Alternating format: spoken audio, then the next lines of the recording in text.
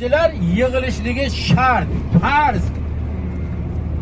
Bu yerga kelganlarda eng kuchli duosi La ilaha illallahu vahdahu la sharika lah, lahul mulku va lahul hamdu, yuhyi va yumitu va huwa hayyun la yamutu, biyadihil khayr va huwa ala kulli shay'in qodir duosi. Robbana atina fid dunya hasanatan va fil axirati hasanatan va qina azaban nar duosi. Undan qolgan nimaki duo qilsa albatta ijobat bo'ladi. Endi biz borib hozir mana shu borayotgan joyimizda Arafotni vodiysini belgilab berganlar, chegaralar Payg'ambarimiz sollallohu alayhi vasallam bu chegaralarda hozirgi kunda katta nimalar bilan belgilab qo'yilgan. O'sha Arafotga kirib borilganda eng mo'tabar joy rahmat tog'i.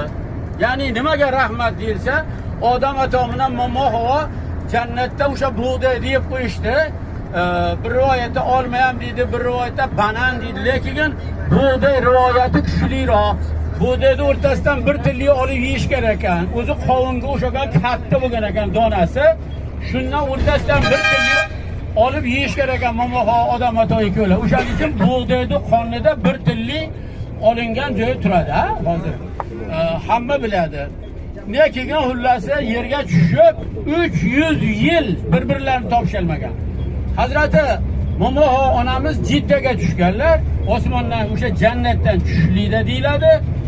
Odam ato Hindistonda Ceylon degan joyi bor, o'sha yerga tushgan ekanlar. 300 yil bir-birlarini qidirib topshalmagan. Jiddani oti Jadda, ya'ni ona shahar.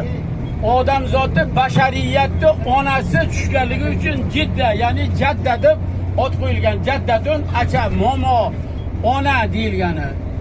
Jidda shahrini ona shahar deyiladi.